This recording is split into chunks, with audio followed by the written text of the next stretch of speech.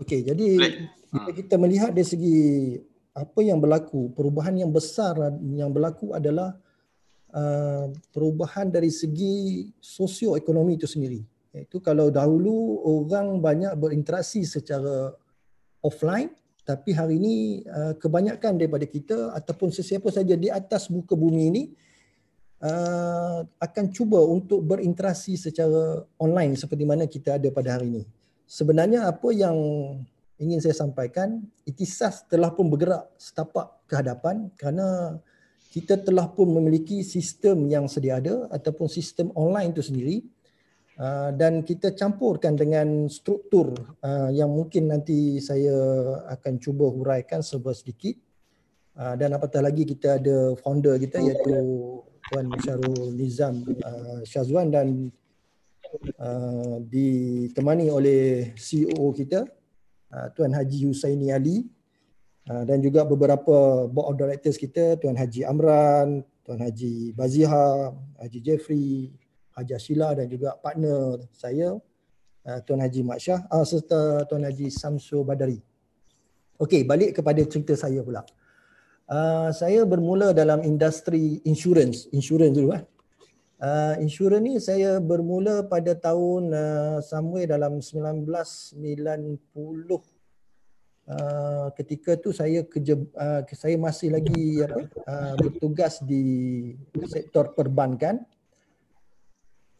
Jadi dalam sektor perbankan ni ianya agak ada hubung kait dengan insurans, dan ketika itulah saya bermula sebagai ejen insurans dengan beberapa lah company yang agak besar, iaitu pada ketika itu dikenali sebagai San Azza Insurance, dan juga Prudential Insurance, dan yang terakhir saya dengan Takaful Malaysia sebelum saya bersama dengan Takaful Ikhlas. Jadi ketika di bank itu sendiri, saya dapat dapat melihat dari segi potensi besar yang ada dalam bidang insurans itu sendiri, kerana melihat pada contohlah kalau kita melakukan satu pekerjaan dengan hanya sekali buat, pada masa tu 10 kali makan, maksud kata 10 tahun kita dapat komisen.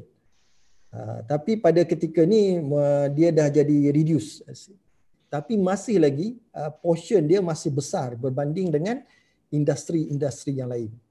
Okey, balik kepada slide yang pertama ataupun dalam tajuk saya, iaitu how to make money. Saya ringkaskan sedikit. Bos, suara ni dia berbalik-balik lah. Dia jadi macam tak sedap sikit, bos. Ya. Suara berbalik-balik. Ya, kita clear kat sini. Tuan. Clear double, kat sini. Double. Clear. Dia jadi double. Dia jadi double. Dia jadi double tapi dekat sini kita clear. Tak ada apa-apa yang halangan pun.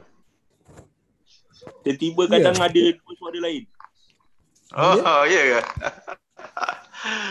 Ada suara tu berbalik. Mungkin dia punya line, ada sekarang ni mungkin line agak tak clear kan. Stream bit dia current. Okey, tak apa. Kalau macam tu saya ignore lah suara tu. Okey, balik kepada tajuk utama kita, iaitu how to make money. Okey, bos boleh ke next slide lah. Okey, how to make money. Sebenarnya terus ke depan lagi. Okey, saya pergi kepada mindset. Okey, apa yang nak saya share pada hari ini, saya rasa yang ada pada ketika ni ataupun yang sedia berada di hadapan saya mungkin mempunyai kejayaan yang lebih besar daripada saya. Mungkin dari segi kita kata pencapaian ataupun dari segi kita kata apa yang ada pada ketika ni. Tetapi kita melihat dari segi mindset, iaitu cara kita berfikir tu adalah sesuatu yang sekiranya kita ingin terlibat dalam industri ataupun yang kita panggil sebagai industri takaful hari ini, ataupun saya tak perlu sebut tentang takaful lah sangat kan, ataupun dalam kita kata dalam Ikhtisas ni sendiri, kita perlu mempunyai satu perubahan cara kita berfikir. Kenapa? Kalau kita melihat contoh macam tadi saya share tentang perubahan tentang bagaimana orang mengadaptasi diri bila berlakunya COVID, bagaimana pula kita di peringkat kita cuba untuk melakukan perubahan cara kita berfikir tu. Kerana bila kita berfikir untuk masuk dalam ikhtisas ni hanya semata-mata untuk mendapat portion yang kita kata yang agak kecil, maka ianya agak memberi impact yang agak kecil kepada kita. Tetapi kalau kita ubah dari segi cara mindset kita, iaitu cara berfikir kita, kita nak, saya ada terbaca dalam satu Facebook, siapa saya tak ingat, dia kata kalau tak silap tu dalam industri ikhtisas ini ataupun dalam kita kata dalam ikhtisas ni dia cuba untuk mencari the first million bagi contoh. Kerana saya teringat juga dalam satu perkataan pepatah Melayu, dia kata the first million tu very difficult kan, tetapi the next million is more easier. Betul lah. Kenapa? Kalau kita tengok ramai orang bercerita tentang perniagaan, ramai orang bercerita tentang peluang, tetapi berapa ramai yang hari ni yang ada cash money ketika berlakunya PKP bagi contoh kan. Saya melihat perkara ni begitu serius. Kerana apa? Bila buka dalam, saya tak ingat dalam bulan berapa, ramai daripada masyarakat kita terpaksa beratur di tempat-tempat untuk mengambil wang contoh kan. Okey, jadi perkara ini sebenarnya kalau kita ubah cara kita berfikir dalam ikhtisas ataupun dalam industri ini sendiri, kita dapat melakukan sesuatu yang lebih besar sebenarnya. Dia akan menjadi sesuatu yang kita panggil sebagai hybrid. Kalau hybrid ni nanti saya kena terpaksa satu sesi lagi lah untuk sambung apa yang saya nak cakap ni. Kerana dia ada kaitan untuk next apa yang saya nak sampaikan. Okey, jadi apa yang saya nak sampaikan di sini adalah kita kena ubah cara kita berfikir. Bukanlah kita datang ke ikhtisas ni hanya kita nak buat dalam 1,000, 2,000 pendapatan, 5-6,000, tetapi kita nak lebih pada tu.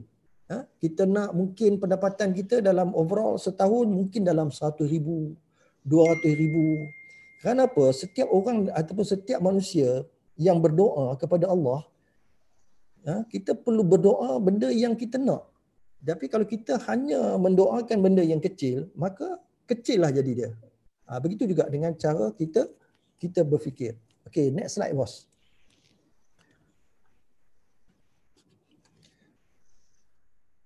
Okay, jadi kalau tengok dari segi sistem dalam ikhtisas ni, yang kita kenali sebagai M4R1, tijarah.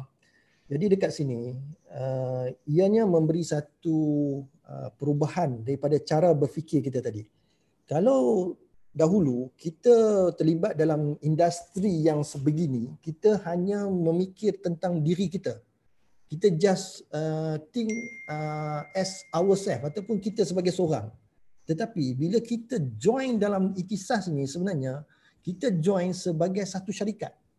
Ini berbeza bila kita berada dalam ikhtisas.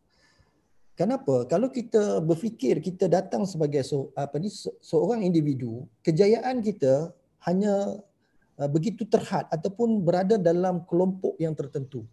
Tetapi sekiranya kita datang sebagai sebuah syarikat ataupun sebagai giant company, kita akan bertindak dalam keadaan yang lebih besar, dalam skala yang lebih besar, dalam momentum yang lebih besar. Dalam kita kata kita mencuba mencapai sesuatu matlamat ataupun kita kata pencapaian yang tidak seperti seorang individu. Ini berbeza apabila kita berada dalam sistem yang kita perkenalkan. Okey bos, next slide. Okey, saya percepatkan sikit lah. Kenapa bila ada double punya suara ni rasa tak masih ada double lagi ya. Kalau ikutkan dekat sini saya dah padamkan dia punya share punya sound tu. Alam lain. Silakan Cik Salan, teruskan. Okey, kalau kita tengok pembentukan cara berfikir yang saya sebutkan tadi, dia melalui beberapa kita panggil program yang kita aturkan, iaitu melalui kita punya latihan yang ada, dia punya modul kita, sama ada kita datang sebagai EP, SEP. Saya rasa kalau saya huraikan dekat sini ramai yang confused. Jadi kita bagi secara ringkas, apa yang saya nak sampaikan adalah apa yang kita nak sampaikan kat sini semua dah ada dalam sistem kita, dari segi latihan, communication, dari segi perundangan, recruitment, dari segi sales, dari segi financial. Kerana ini adalah asas. Bila kita terlibat dalam bidang perniagaan, apa juga perniagaan, kita perlu memiliki satu struktur yang kuat. Sebagai contoh, dari segi training, sebagai contoh. Kalau siapa yang ada di area Sungai Petani, pada hari Sabtu ni, kita ada training jam 9 pagi. Tapi minta maaf lah, kita 20 orang je kita kita boleh terima peringkat awal ni. Sekarang ni dah boleh lebih ke bos? Tak boleh ke? Belum lagi. 20 lagi. lagi. Belum lagi. Okey. Kita hanya buka untuk 20 orang. Saya rasa yang tu kena berinteraksi dengan mungkin dengan bos nanti. Nanti boleh telefon kita di Ikhtisas, kerana program kita bermula jam 9 pagi pada Sabtu yang akan datang ni. Tadi pun kita ada program dengan beberapa wakil untuk kerana kita perlu cepat bertindak. Kerana kalau kita tengok hari ini industri yang terjejas akibat daripada PKP ataupun COVID, ramai yang hari ini saja saya dah interview ada yang datang. Saya pun rasa mungkin orang tu ada dalam ni, tak perlu saya cerita lebih lanjut. Jadi kita tengok rata-rata industri yang ada pada hari ini terkesan dengan berlakunya kita kata COVID-19 ni. Tetapi dalam industri yang ingin kita sampaikan adalah salah satu industri yang tidak terkesan. Bukanlah kata tak terkesan. Mana kata ada cara dia bagaimana kita nak menyelesaikan apa yang kita fikirkan. Mungkin dalam ni pun ada wakil-wakil kita kata, saya pun terkesan lah bos. Itu kena ni lah, kita kena discuss balik. Macam mana mungkin dari segi sistem kita, dari segi cara buat kita, dari segi cara kerja kita kan. Mungkin ada benda-benda yang kita kena repair somewhere lah. Okay, next slide bos. Okay, opportunities. Bila kita dah bercerita tentang mindset, cara kita berfikir, sekarang ni kita cuba lihat dari segi peluang yang ada di depan mata kita. Kenapa? Kita sebenarnya pada hari ini kalau kita nak cerita bab peluang, di luar sana terlalu banyak peluang-peluang yang ada. Tetapi apakah peluang-peluang yang ada itu adalah berbentuk peluang yang akan membawa kita ke next level, ataupun kita hanya berada dalam satu peluang yang mempunyai level-level tertentu, ataupun kita kata yang menghadkan. Saya ambil contohlah. Okey, saya patah balik tentang kerjaya saya. Saya bermula dalam takaful ikhlas pada ketika itu pada tahun 2003. Jadi hari ini 2020, dah 17 tahun.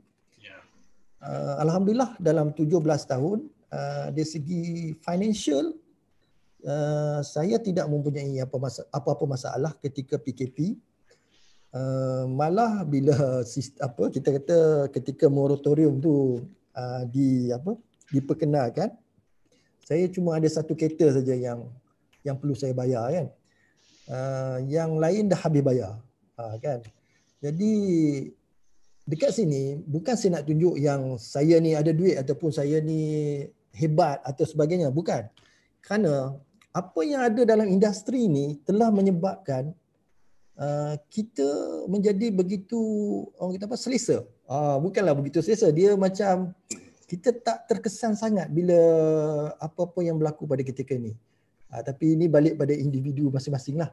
Malah saya rasa susah cakap lah, kat sini ramai kan. Nantilah itu kita kena cakap dalam close group. Bagaimana kita nak memaksimalkan apa yang kita ada pada hari ini dalam kita kata kita nak stimulatekan benda tu dengan cepat kan. Mungkin dalam ni saya rasa ada grup saya daripada grup-grup yang bukan takaful, mungkin dia orang lebih faham. Jadi tapi apa yang saya nak kata, modal yang kita perlu ada adalah industri ini. Kenapa? Industri yang ada yang saya tengah sebut ni adalah salah satu industri yang tidak memerlukan modal yang besar. Saya ingat pada ketika mula saya berkecimpung dalam industri ini, saya hanya memerlukan sebuah organizer, sebuah telefon, sedikit duit minyak, sedikit duit untuk makan, kan? Saya rasa kalau kita compare dengan industri-industri yang lain, kita memerlukan capital yang besar. Kalau nak kira makan, tak bekerja pun kita kena makan, betul tak? Kalau katalah peminum, tak bekerja pun kena minum. Umpama macam itulah. Mana kata modal dia cukup minima, tetapi penghasilan ataupun impact terhadap pendapatan kita begitu besar. Saya ambil contoh, saya terlibat dalam tahun yang pertama, bila saya berhenti daripada company lama, masa tu gaji saya tak besar, dalam roughly dalam 2,600 macam itulah. Bila saya mula terlibat dalam industri ni, dalam tahun pertama saja, iaitu pada tahun tahun pertama habis, tahun kedua tu. Tahun kedua saya tengok saya punya EA, kerana dalam takaful ikhlas ni dia ada satu dia panggil EA. Untuk kita declare kepada income tax. Kalau sini ada orang income tax, saya kena income tax sebanyak 253,000. Last year pun saya bayar 60k kan. Jadi kalau kita tengok, inilah salah satu industri yang banyak memberi modal kepada kita untuk kita maksud kata kita nak kembangkan modal kita tu. Jadi nak kembangkan modal tu nanti kita kena berjumpa dekat pejabat kita, insya-Allah. Okey, next boss. Inilah peluang yang kita nak tawarkan. Okey, seterusnya. Okey, peluang kita pada ketika ni, contoh dalam strategi ikhtisas yang kita namakan sebagai MySeed. Bila sebut MySeed ni saya teringat Tuan Haji Bazihar. Tak tahulah dia ada dalam ni ke tak? Ada. Ada, okey. Besar keladi kau. MySeed ni, saya pergi ke Johor Bahru, saya ambil satu benih pokok, saya tanam pokok tu. Saya ada pokok pisang, pokok ubi, kan? Pokok kaldu lah, banyak lah. Apa lagi? Keladi. Jadi selepas beberapa bulan, saya rasa tak sampai berapa lama, pokok yang ditanam dengan benih yang baik menghasilkan sesuatu penghasilan yang di luar jangkauan. Sedangkan masa kita mula membenihkan, kita sendiri rasa tak yakin. Kenapa? Kerana pada ketika tu benih yang kita bawa tu, kita tak ada pengalaman, kan? Kita rasa macam sesuai ke tanah ni? Sesuai ke dengan tempoh? Kenapa? Yang best tu benih yang saya bawa tu naik flight. Kan? Jadi saya mikirkan, boleh tumbuh ke di tempat saya ni dengan Johor, dengan suasana suhu dia agak berbeza, kan? Okey, dekat sini apa yang nak saya sampaikan, sebenarnya tindakan kita yang pertama. Bila tindakan kita lakukan dengan cara yang betul, pada masa yang betul, dengan tempat yang betul. Sekarang ni kita dah ada ikhlas ataupun ikhtisas ni sebagai tempat yang betul, sebagai tanah kita. Dan apatah lagi dalam tanah ikhtisas ni telah memiliki, kalau kita tengok dalam slide seperti itu, kita ada admin web portal. Yang mana kalau portal ni kita nak beli di luar, saya rasa kita memerlukan modal hingga 5 ke 10 ribu. Saya sendiri, pengalaman saya, kerana saya ni orang yang jenis explorer.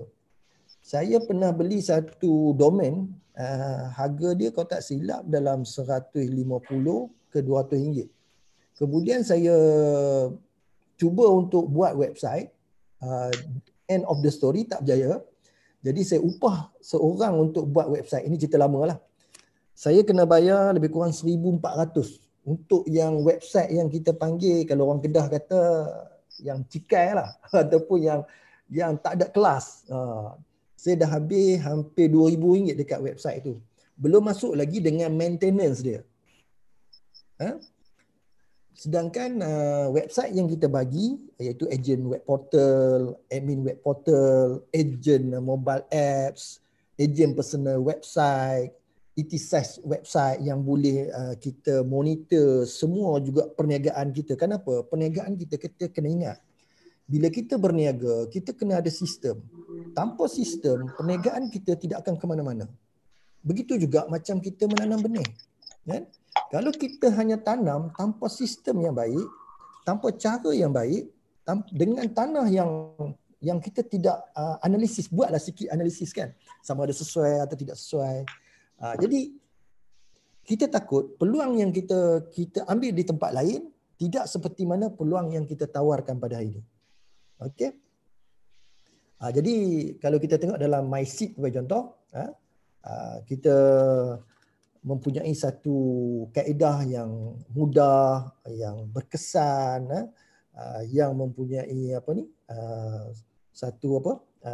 yang mudah untuk kita duplicate, ataupun kita senang untuk kita bawa kepada yang kita bawa kepada next level lah. Okey bos, seterusnya bos.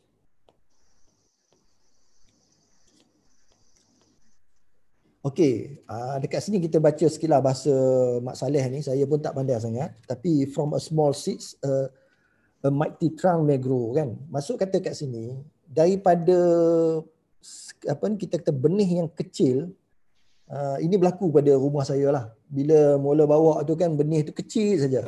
Tapi hari ni bila tengok pokok-pokok tu dah makin membesar lah. Tambahlah kalau macam ni kan, a mighty trunk kan. Maksud kata pada hari ini, tindakan yang perlu kita lakukan adalah membuat langkah pertama untuk merubah apa yang ada pada kita pada hari ini, untuk kita melihat apa yang akan berlaku perubahan pada hari esok. Okey bos, next. Okey, kalau kita melihat dari segi hasil, you cannot get the fruit without the root. Kan? Kalau kita tengok contohlah, mungkin hari ni orang kata kalau nak beli nak makan buah apple, nak makan buah limau, pergi dekat dekat kedai lah beli kan. Tapi bukan itu yang kita nak sampaikan kat sini. Maksud kata dekat sini kita memerlukan tim. Macam mana pada hari ini kita ada tuan CEO kita, tuan COO kita dan juga tim-tim yang lain yang ada dalam Ikhtisas ni, sebenarnya masing-masing mempunyai peranan yang berbeza dan masing-masing memberi sokongan.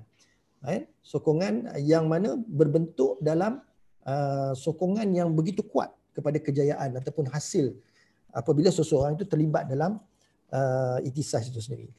Okay bos, next.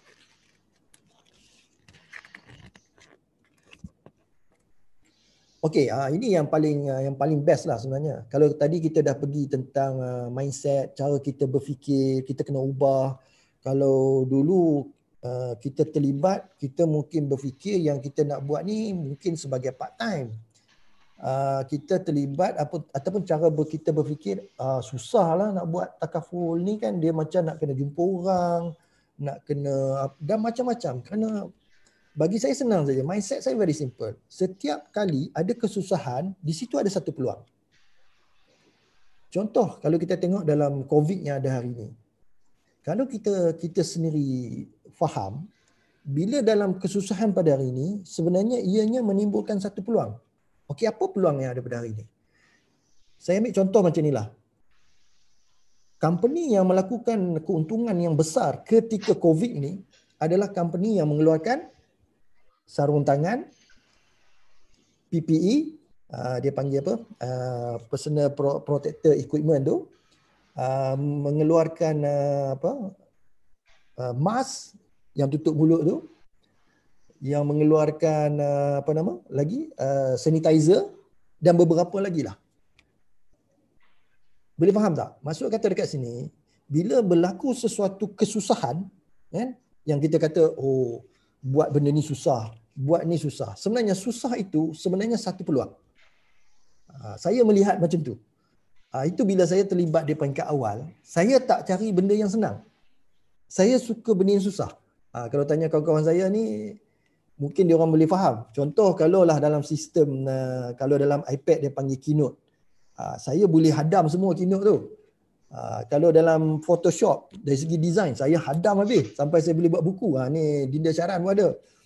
Kita buat buku habis beribu Kenapa? Kita kena ingat setiap kali ada kesusahan, sebenarnya itulah bisnes yang paling best. Kan?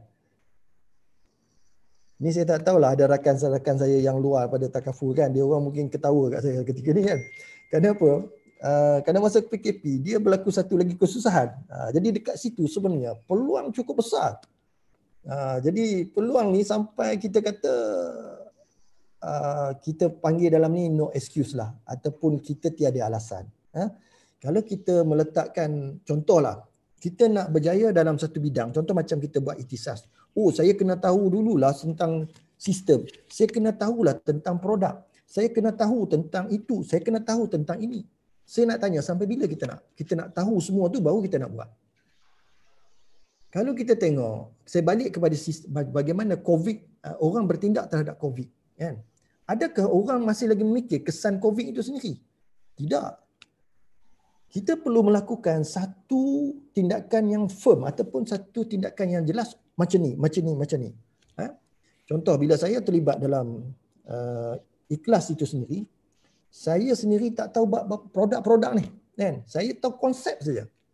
Tetapi slowly kita akan belajar. The best way yang you nak belajar tentang produk adalah you pergi jumpa dengan orang akan tanya. Memanglah peringkat awal kita akan rasa macam benda tu patutnya aku kena tahulah, kan? Tetapi sebenarnya kan bila kita nak satu benda secara bersungguh-sungguh, sebenarnya tiada alasan. Macam kita tengok macam hari inilah, bila selepas pada 10 Jun orang boleh pergi balik kampung dan sebagainya. Ramai yang balik kampung, kan? Dan menyebabkan jalan kita kata jam, teruk. Tapi kenapa dia orang sanggup balik? Kalau boleh dengar you all jawab, mesti you all cakap kerana nak balik, kan? Kerana perasaan tu dah meluap-luap. Kita rasa macam aku dah tak sabar ni nak balik kampung. Apa nak jadi, jadilah. Sebenarnya itu yang kita perlukan. Kerana nak berjaya dalam sistem ni, kita kena ada satu perasaan yang mana kita boleh memecah satu benteng hanya dengan berfikir. Okey. Jadi dekat sini, kalau kita sebut alasan, saya lebih banyak alasan. Kerana apa? Bila saya terlibat dalam bidang ni, saya melihat rakan-rakan saya macam Dinda Syaran, Haji Amran yang jauh lebih advance daripada saya dari segi agensi. Saya masuk dalam keadaan saya tak tahu apa tentang agensi. Kerana saya ni adalah salah seorang staff dalam Takaful Malaysia yang hanya handle staff-staff saya di bawah ataupun eksekutif yang dipanggil EPTK saya. Kerja saya hanya bagi satu task, saya cek dia punya program macam mana. Tapi bila saya terlibat, saya datang dengan zero capital. Saya tak ada duit, satu sen pun tak ada dalam akaun. Tapi akhirnya saya tak ada masalah dalam bidang ni. Macam saya kata je lah, income tax pun 200,000 kan. Sampai bergaduh dengan income tax. Okay, next slide bos. Okay, kita tengok 5 langkah mudah usahawan ikhtisas ni. Saya tengok dekat sini, kalau siapa-siapa yang nampak lah, step kita dah cukup clear. Kalau kita tengok, dia tiada langsung syarat untuk kenaikan pangkat ni, ataupun susah saya cakap pasal kenaikan pangkat ni. Macam ni lah, saya terlibat dalam bidang ni, saya tak pernah tengok dari segi pangkat. Saya percaya ramai yang ada yang baru ketika ni yang mungkin ada di luar, dia tak akan tengok pangkat. Dia nak tengok, benda ni boleh buat tak? Kan? Benda ni, macam mana aku nak buat? Saya tak nak cerita buat pangkat lagi. Kenapa? Pangkat ni, itu yang dalam Islam kata, apabila kita mengejar akhirat, dunia dan seisinya milik kamu. Kita kena faham secara lebih detail dekat sini. Kenapa? Kalau kita buat ni kerana Allah, kita buat kerana Islam, kita buat kerana kita nak, bukanlah kata yang ikhtisas ni saja Islam, tak. Banyak company yang Islam. Maksud kata, kita kena ingat, kita buat ni lillahi ta'ala, kita nak buat kerana Allah, sebenarnya rezeki tu Allah mudahkan pada kita. Malah dalam sistem ikhtisas ni, kita dah ada dah. Kita punya rakan niaga kita ada SEP kita ada AD, kita ada MD. Malah yang paling best, kita boleh pegang sebagai ahli lembaga pengarah ataupun ahli lembaga pengurusan di dalam ikhtisas ni. Saya rasa kalau you all Google lah mana-mana company, you boleh jadi ALP tak? contohlah you duduk dengan satu company yang dah sampai 20-30 tahun. You kata, bos saya nak jadi ahli lembaga pengarah lah. Boleh tak Dinda Syara? Boleh jadi ahli lembaga pengarah? Tak boleh rasanya kan. Kan? Jadi kita memerlukan modal yang banyak untuk memiliki sebagai title dalam ahli lembaga pengarah itu sendiri ataupun ahli lembaga pengurusan. Jadi dekat sini apa yang saya nak simpulkan sebenarnya ada banyak kelebihan yang ada kat sini yang mungkin kita tak nampak. Kita mungkin nampak benda ni sebagai mikro, tetapi sebenarnya ada makro yang boleh kita capai. Kita jangan melihat satu benda tu dari sudut yang kecil. Kenapa? Bila kita tengok dari sudut yang kecil, kita tak nampak benda yang besar. Tetapi bila kita melihat sesuatu yang besar, benda yang kecil ni dah tak ada masalah bagi kita. Itu yang saya nak tuan-tuan dan puan-puan hadamkan tentang apa juga sistem yang ada kat kita. Okey, seterusnya bos.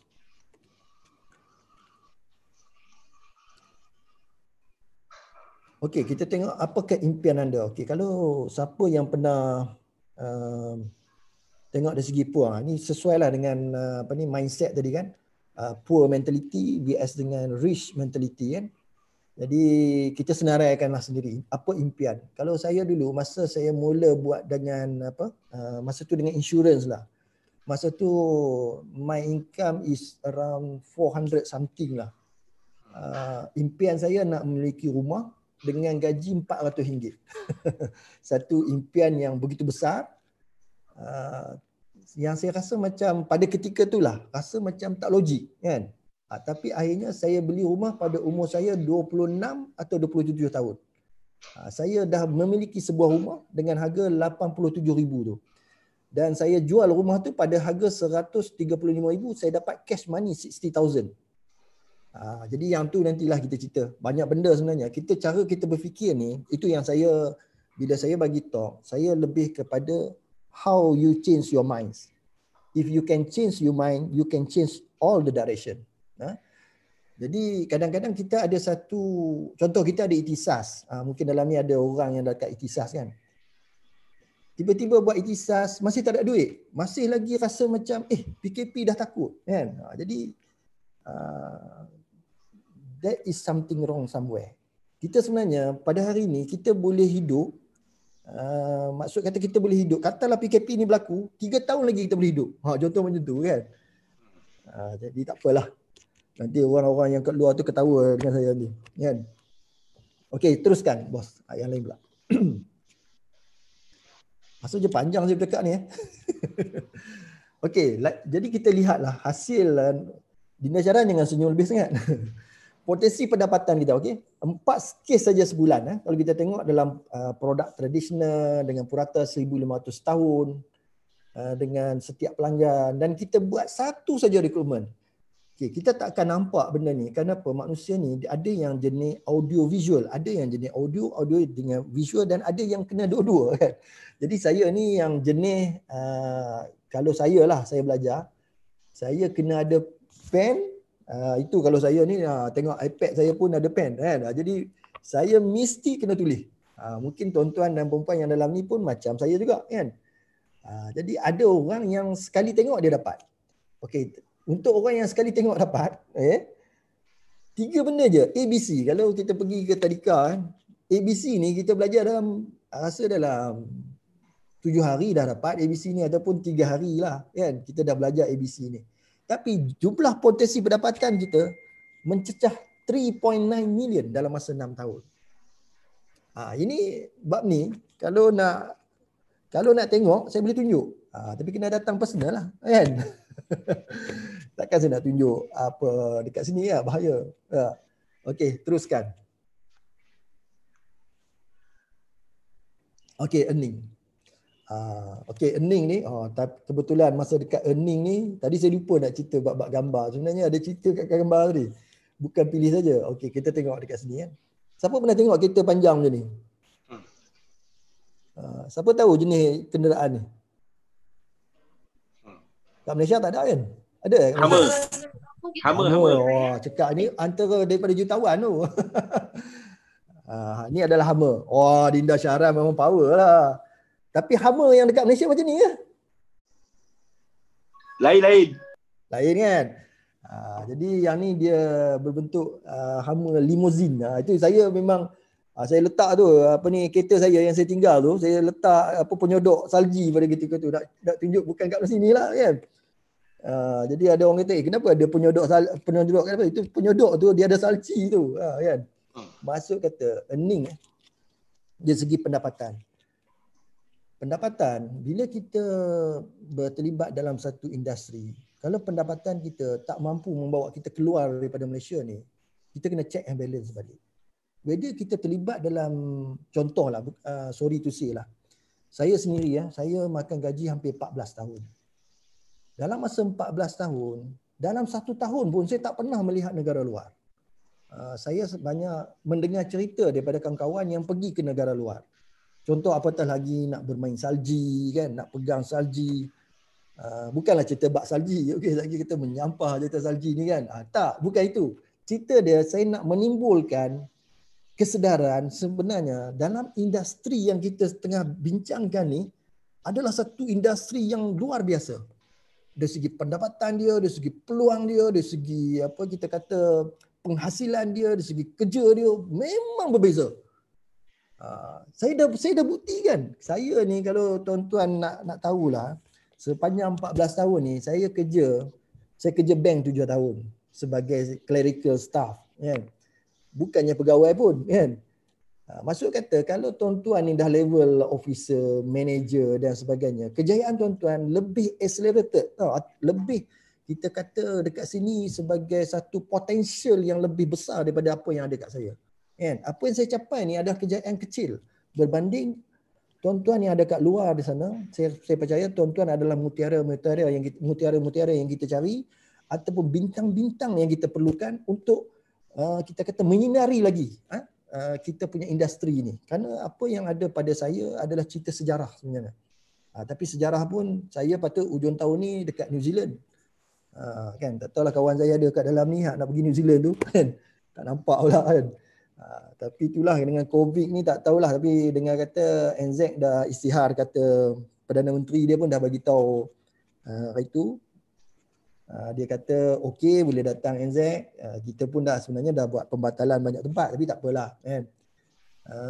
Saya bukan pergi seorang, saya bawa one whole family kan, satu keluarga saya bawa. Jadi bukanlah nak cerita ni, kalau dulu cerita 14 tahun ataupun masa 14 tahun saya makan gaji tu, saya rasa benda ni macam tak mampulah saya nak buat kan.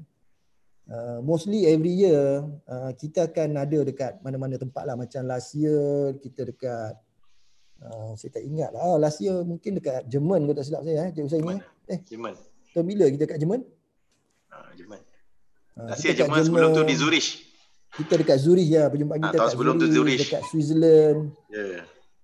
Di Zurich, dekat mana lagi? Dinda Syaran pun banyak, dekat Korea. Dan kita tengok ini ada satu industri yang mana kita akan secara tak langsung, secara accidentally, kita akan berada di overseas, kita akan berada di tempat luar.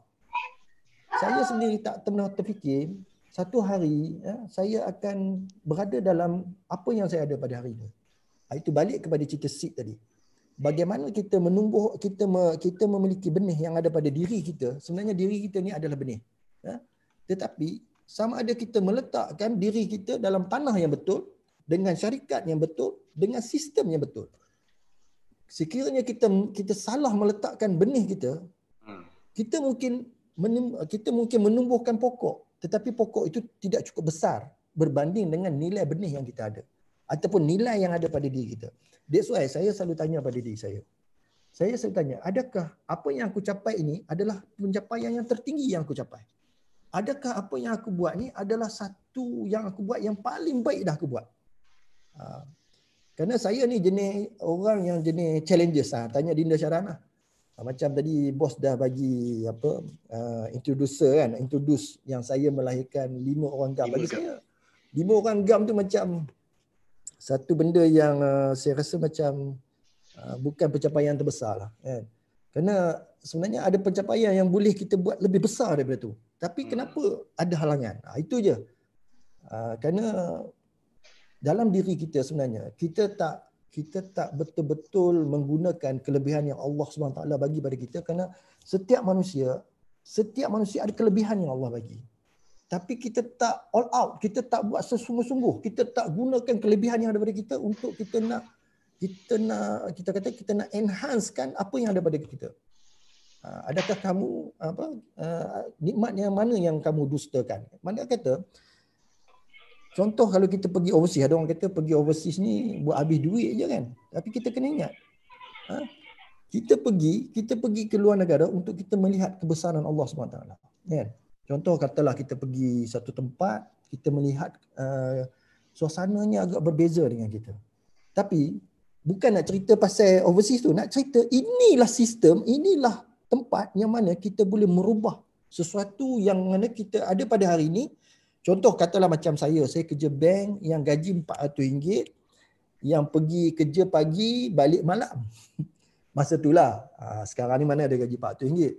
Tadi staff ada seorang datang interview pun, mana kita bagi RM400, kita bagi pun 4 angka kat atas lah.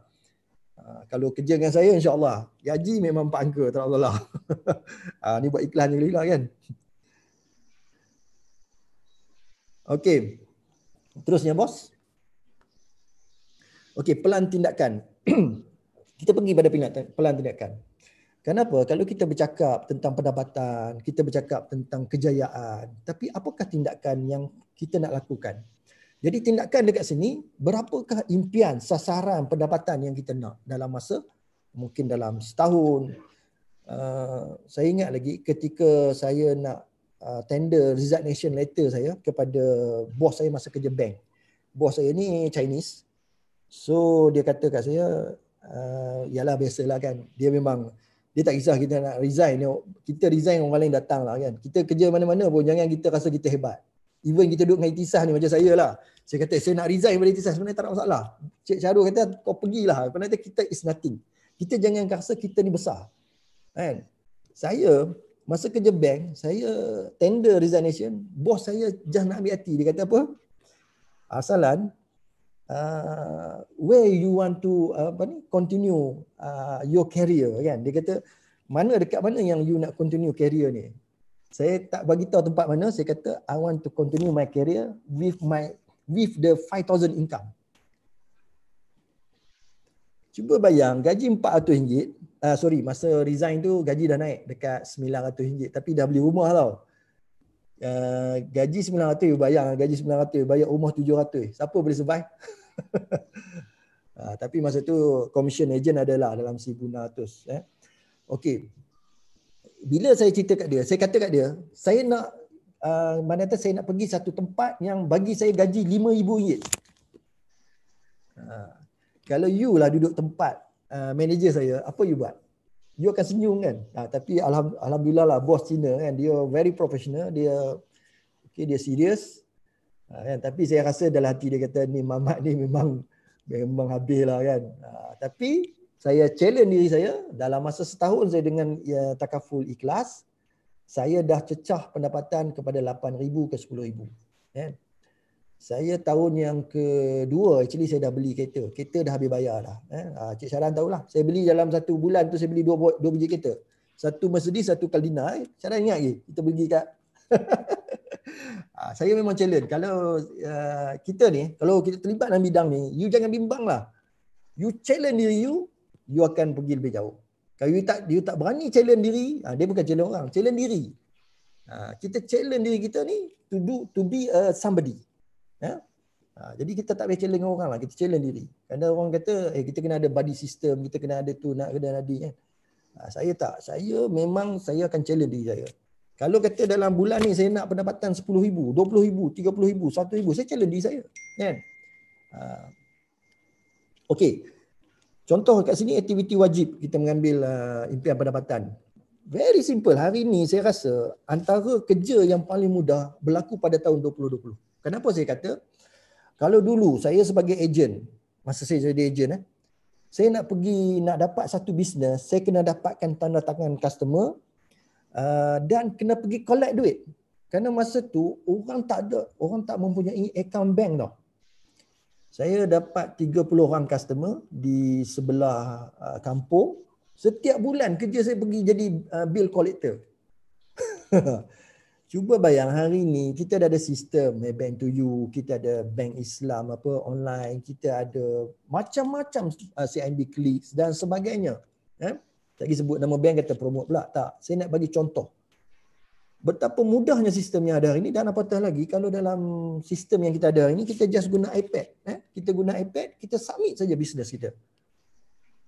Saya rasa kan pada hari ini orang yang tak nak buat ni sebenarnya macam balik pada tadilah, excuse.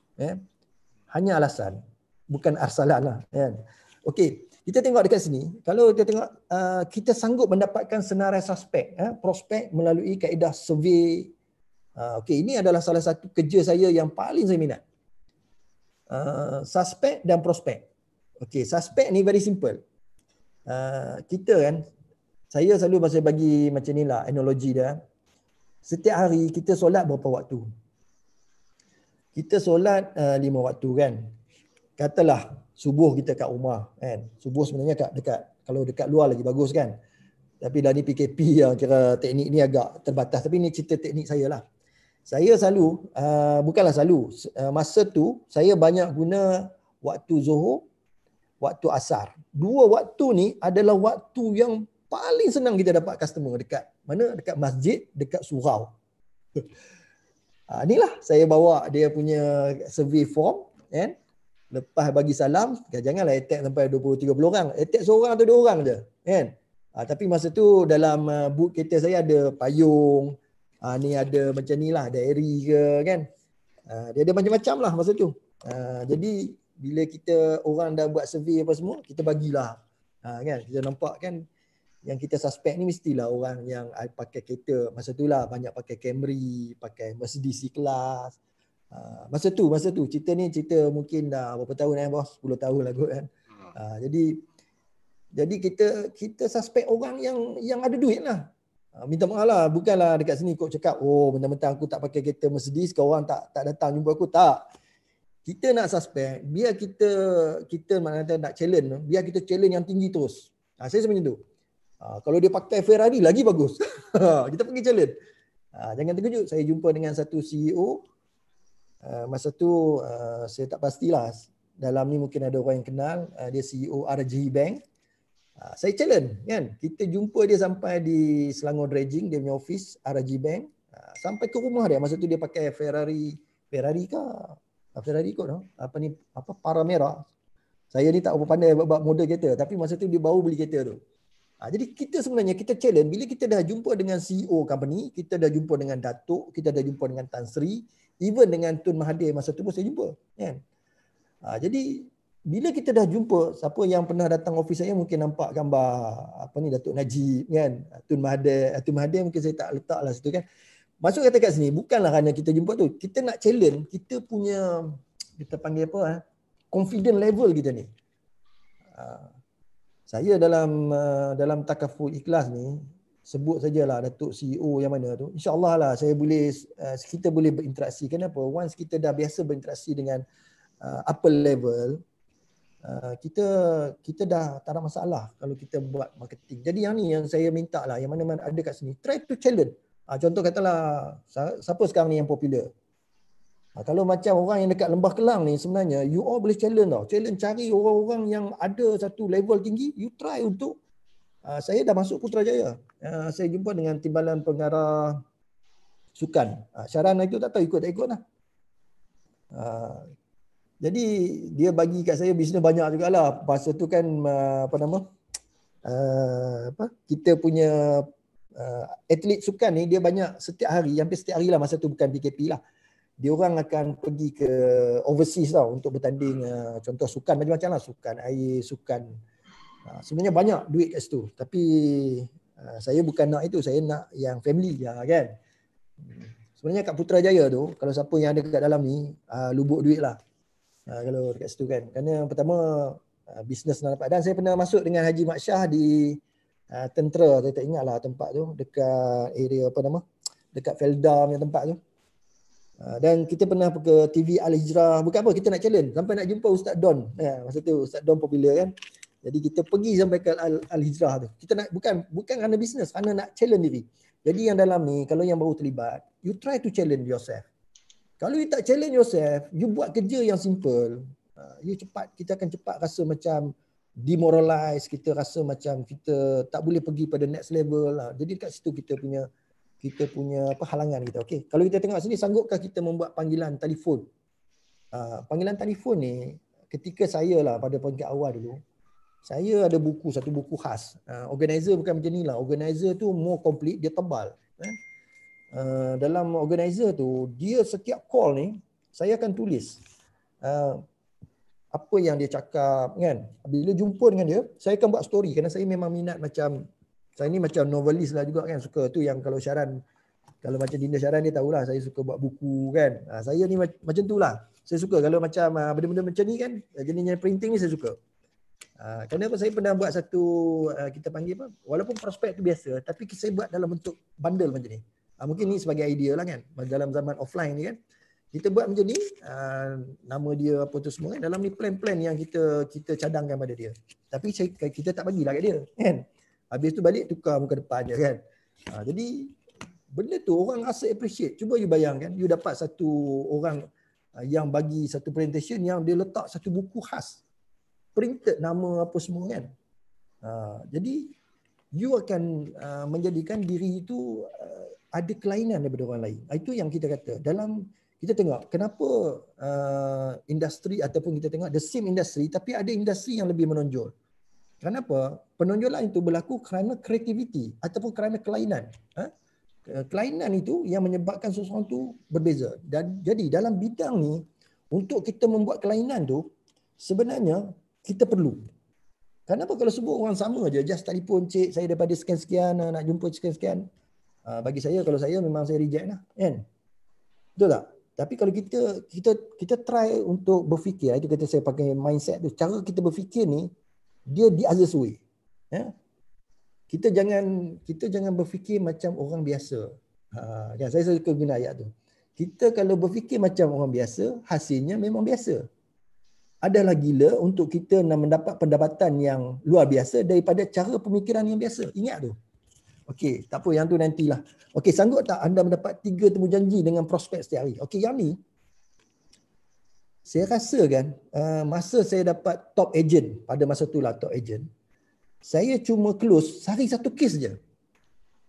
Sehari satu kes, saya buat kerja 20 hari, dah ada 20 orang customer, saya jadi top agent. Rupanya bila saya datang dalam dunia hari ni, saya tengok rupanya orang susah nak dapat 20 orang. Dinda Syaran, sebenarnya 20 orang untuk sebulan tu saya rasa tak challenge langsung pun. Kenapa?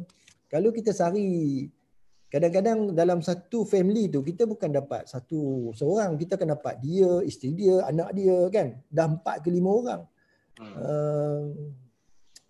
Kalau saya share kan, you orang macam tak percaya kan. Saya pernah dapat satu bisnes dalam satu bulan, saya boleh dapat 300 customer.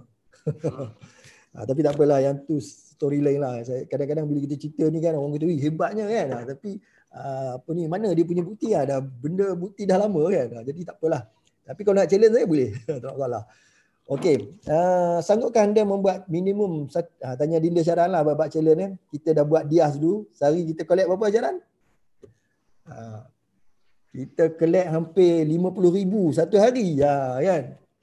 2,000 collect.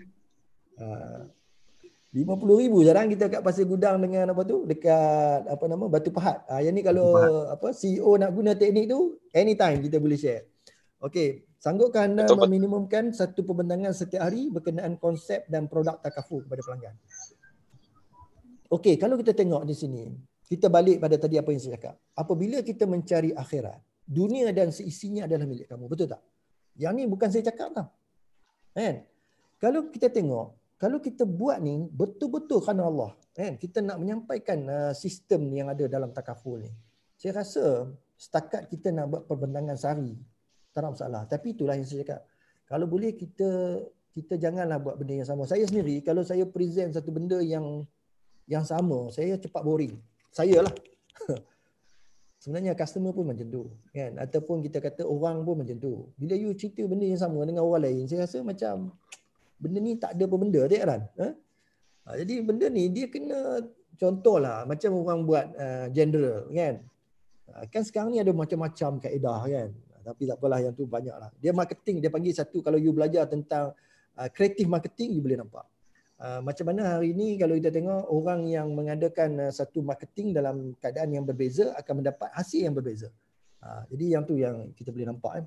Okey, sanggupkah anda memperkenalkan 4 orang rakan nikah? Ini penting. Kalau kita tengok, macam saya kata tadi lah, kita bawa diri kita. Kalau dulu kita berfikiran, oh kita nak buat bisnes ni, kita seorang-seorang yang nak berjaya. Saya rasa cara pemikiran ataupun mindset tu dah tak valid dalam tahun 2020 ni. Kenapa? Even kalau kita tengok angka 20 kan, dia duplicate kan. 20. Kalau kita letak 1 20, dia tak jadi tahun 2020. Maksud kata kat sini, duplicate ni, kita nak daripada kita seorang, kita tak banyak, kita just 4 orang je. Kan? Tapi itulah, kadang-kadang kita letak dalam mindset, balik pada mindset, kita selalu berfikir, alah cari orang lagi. Kan? Betul tak? Ada yang kat luar, saya jumpa dengan orang, selalunya dia akan kata, oh cari orang, ni bisnes ni cari orang. Oh cari orang saya tak nak. Kan? Sebenarnya bukan cari orang, cari peluang. Jadi kalau kita fokus pada orang yang kita dapat. Tapi kalau kita fokus pada peluang, kita akan dapat banyak ruang dan peluang. Okay, next slide bos. Saya tak tahulah saya membebel ni berapa orang yang boleh dengar. Ramai lagi ni. Okay, kita tengok. Yang ni sebenarnya last. Why ni? Saya kalau ada yang boleh berinteraksi kan. Saya sebenarnya presentation saya jarang ada one way communication. Saya masuk ni dah berapa tahun 17 tahun lah kalau saya buat presentation.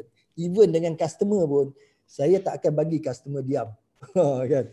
Kenapa? Kita boleh nampak tau body language itu you kena belajar. Tapi bukanlah nanti kalau ada yang baru-baru nak join, banyaklah benda nak kena belajar itu ini tak. The first thing you kena tengok benih tadi. Once you tanam je benih, masa tu bila tumbuh you tahulah apa benda. Baja ke nak siram dia, cara siram macam mana. Itu you akan belajar kemudian lah. Macam mana you nak make sure matahari, jangan kalau ada jenis pokok yang tak boleh kena matahari kan. Ada yang kena lebih matahari, dia tak sama kata pokok ni kan. Cik, dah belajar pasal pokok lah pula kan. Tanya Bazia lah tu bab pokok ni. Saya pokok ni sampai saya minta daripada Haji Bazia hantar gambar macam mana nak buat kan. Maksud kata bila kita ada kemahuan, kita akan merobos pemikiran kita untuk kita menghasilkan sesuatu yang di luar jangkaan, bukan jangkauan kita tapi malah jangkauan daripada orang lain pun. Itu yang kita penting bila kita punya mindset ni dia kena balance dengan kita punya tindakan kita grab peluang opportunity yang kita dah pergi tadi. Kita tak ada excuse, kita fokus kepada earning. Okey, contoh macam tadi kan, saya ingat masa ketika saya nak resign, ini cerita nak resign daripada Takaful Malaysia pula. Tadi cerita resign pada bank. Masa saya kerja kat Takaful Malaysia, kalau ada kawan-kawan yang dekat Takaful Malaysia dalam ni, selamat datang lah. Masa tu gaji 2006, tak banyak. Tapi title saya eksekutif. Siapa yang ada dalam ni lah, dia panggil penyela eksekutif. Pergi kursus dapat allowance kan, macam-macam lah. Pergi kursus dekat KL tu duduk kat hotel kan, rasa eksekutif sangat lah kan. Padahal tak ada apa benda pun. Jadi masa saya nak resign, saya tengok dua benda. Saya tengok contoh kena ada buku lah kan. Saya tengok pendapatan saya daripada 5 tahun ke depan. Masa tu gaji saya 2006, saya kenaikan gaji saya setahun 100 je. Tapi saya assume 100, 150, 200, berapa gaji aku? Last kali daripada tu saya akan dapat gaji mati saya 5,000. Contoh saya ambil. Sekarang ni saya terlibat dengan Itisah. Contohlah Itisah ada ketika tu, tapi masa tu Takaful ikhlas lah. Saya buat simulation. Saya tengok dengan nilai, itu balik pada nilai. Nilai diri. Kita sebenarnya kadang-kadang kita tak buat kita panggil valuation untuk diri kita. Pernah tak kita tanya, adakah pendapatan yang aku ada pada hari ini adalah pendapatan yang memang aku dapat, ataupun pendapatan yang kita dapat ni sebenarnya dia panggil undervalue, ataupun value yang orang bagi kepada kita ni kita rasa yang kita ni sepatutnya kita overvalue. Kita sepatutnya dinilai lebih daripada apa yang sepatutnya kita dapat. Ini kita panggil sebagai factor Y. Why? Sekarang ni why kita masih berada di tempat kita sekarang? Dan why kita nak kena berubah daripada tempat yang kita ada ke pompong yang kita ada untuk kita ambil challenge yang baru? Dan apa kesan risiko dia? Apa dia punya akibat, kesan risiko apa yang akan kita, akibat ni maksud kata risiko yang kita lepas, dan selepas pada risiko tu apa yang kita akan dapat. Dan untuk mendapat apa yang kita dapat ni, apa yang perlu kita buat. Dia panggil why dekat sini. Sebenarnya why ni saya lebih kepada you. You ni maksud kata diri kita. Tidak ubah nasib sesuatu kaum itu, melainkan kaum itu yang mengubah. Betul tak? Orang tu tak akan berubah selagi mana dia tak ubah apa yang ada pada diri dia. Kan? Jadi kadang-kadang kita anggap, oh aku pergi kepada satu syarikat ni, oh syarikat ni boleh ubah aku. No. Kita pergi kepada, katalah saya ni duduk dekat ni lah, company Y lah kata, dah sebut Y kan. Aku ni kalau join company X ni aku rasa macam boleh ubah ni. No. Cerita dia, nak ubah diri kita is not Y, is not X, is not Z, but is you. That's why kalau kita tengok bagaimana kita nak make money adalah bila kita penuhkan daripada M, mindset kita, peluang yang kita kena grab, kita punya cara kita, no excuse, kita tak ada dalam pemikiran kita, alamak susah lah, alamak ini dah ramai lah orang buat, patutnya aku join daripada awal lah, kan? Banyak sangat excuse kita ni.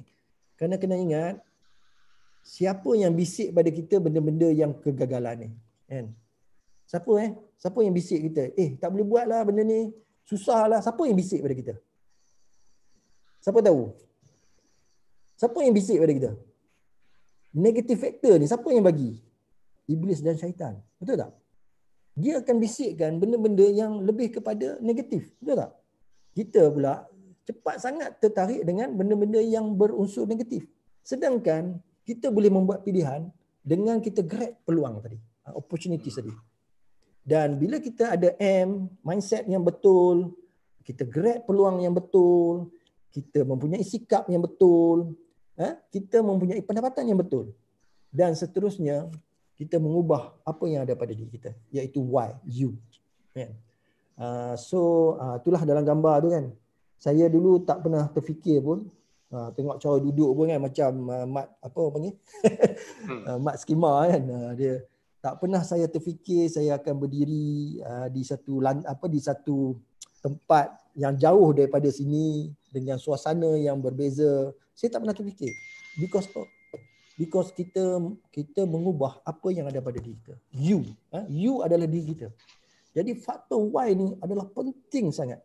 Pada hari ini kalau kita tak ubah apa juga keputusan yang ada pada kita, apa juga pemikiran yang ada pada kita, apa juga tindakan yang ada pada kita, kita tak akan berubah sampai bila-bila. Saya contohlah, bos Syarul Nizam tak kisah kalau siapa-siapa tak join pun. Kenapa? Kami akan tetap bergerak ke hadapan.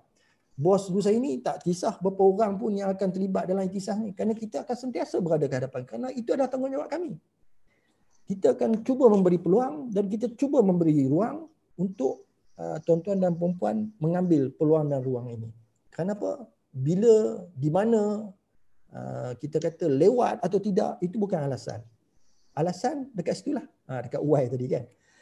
Okey, jadi saya rasa kita pun dah sampai di penghujung. Mindset, opportunities, no excuse, earning, Y factor. Ini masa ni saya berada di atas bukit. Itu gambar saya ni. Nampak cantik tak? Dia punya photoshoot yang begitu hebat kan? Di sebuah bukit yang dipanggil sebagai, ini dekat dengan Metora. Metoria. Nak sebut pun susah. Saya kalau tengok suasana ni, saya rasa macam saya nak duduk kat situ.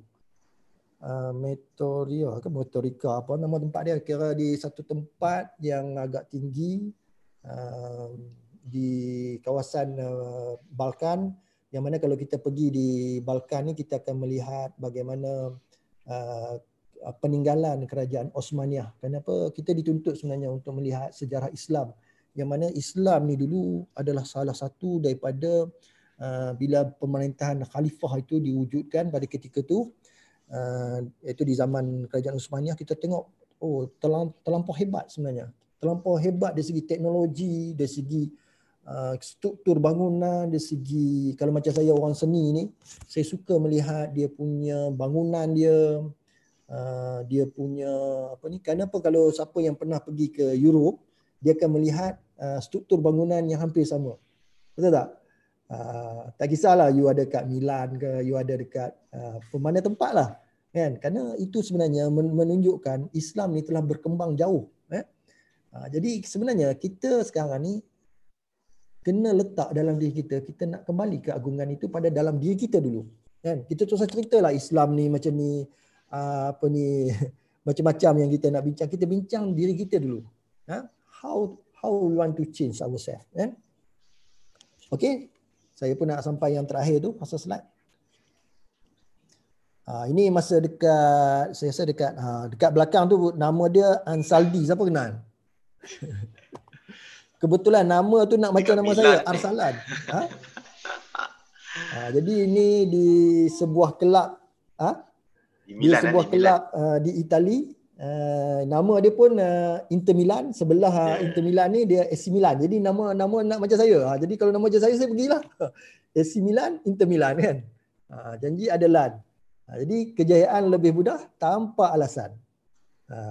By Arsalan. Okey, yang tu prinsip hidup saya lah. Kenapa? Kita tak perlulah kita cari satu alasan.